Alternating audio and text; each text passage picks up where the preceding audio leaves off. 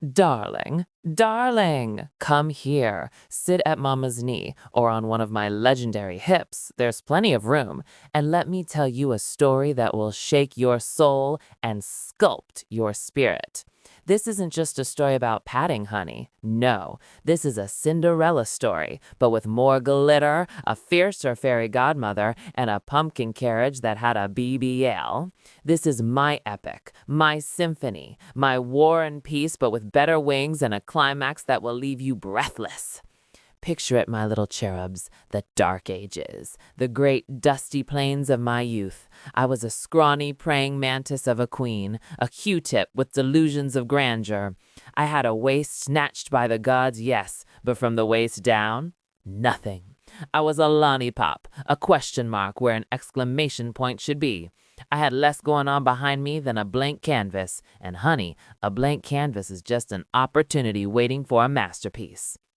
My first attempt at creating a derriere was a catastrophe of historical proportions, a travesty. I looked like I was smuggling two nervous raccoons in a burlap sack.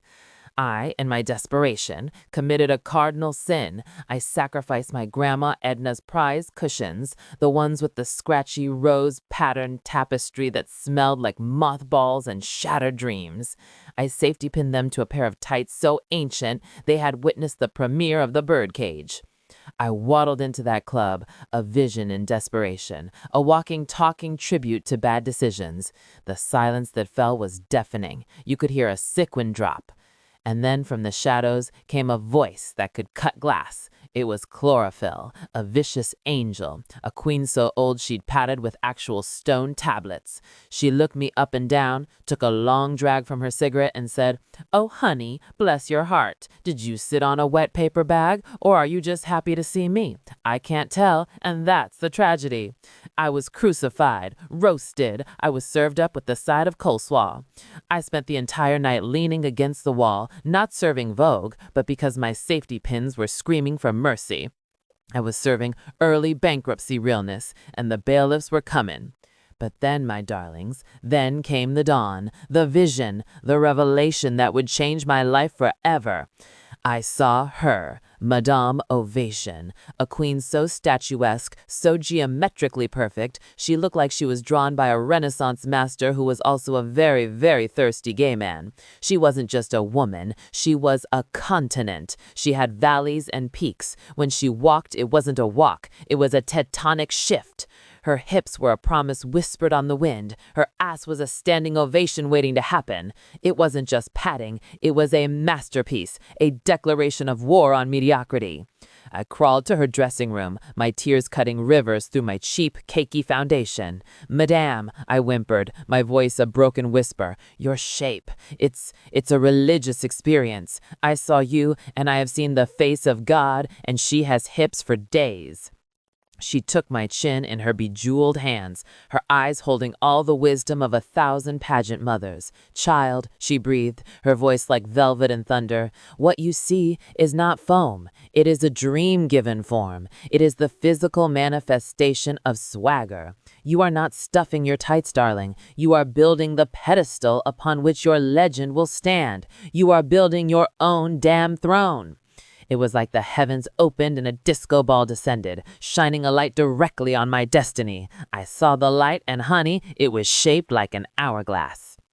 And so my education began. This was not arts and crafts. This was alchemy. We weren't carving foam. We were sculpting destiny. We mixed ratios like witches brewing a potion for ultimate power. We measured angles like we were building a rocket to Planet Fabulous. We spoke in hushed, reverent tones about the sacred balance between the shelf booty and the bubble butt. This was geometry, physics, and pure magic, all rolled into one.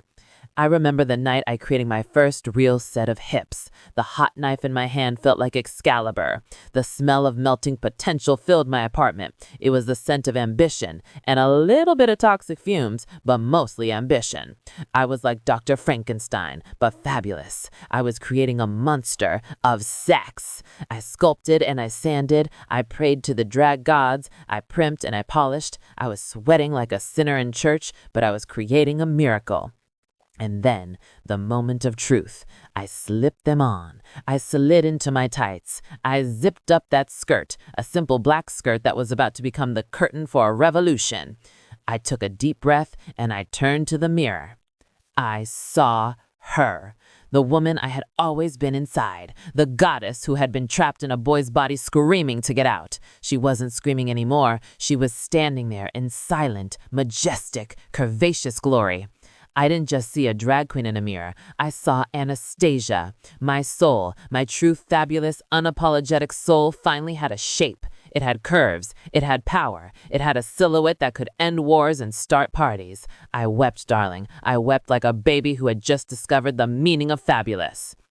The first time I walked on stage with my new architecture, honey, the gasp was a physical force. It hit me like a wave of love and pure shock.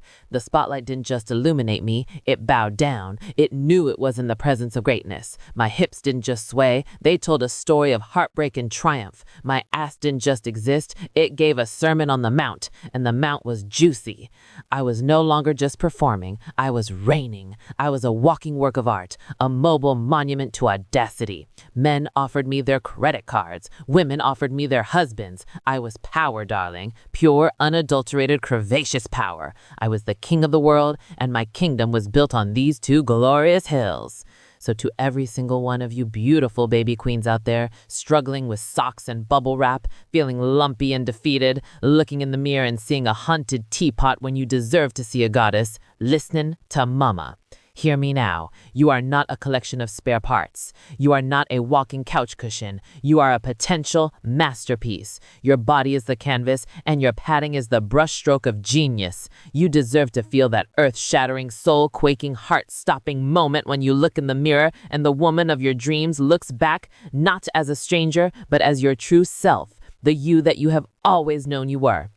You deserve to have a foundation as unshakable as your talent. You deserve to walk into a room and have the walls blush. You deserve to have an ass that stops traffic and starts conversations. You deserve to build your cathedral, your throne, your legacy. Don't you dare settle for anything less than legendary, because you, my darling, are not just a drag queen. You are a sculptor. You are an architect. You are a dreamer. You are a god, creating a body for your divinity. Now go out there and build the booty of your dreams. Your kingdom awaits.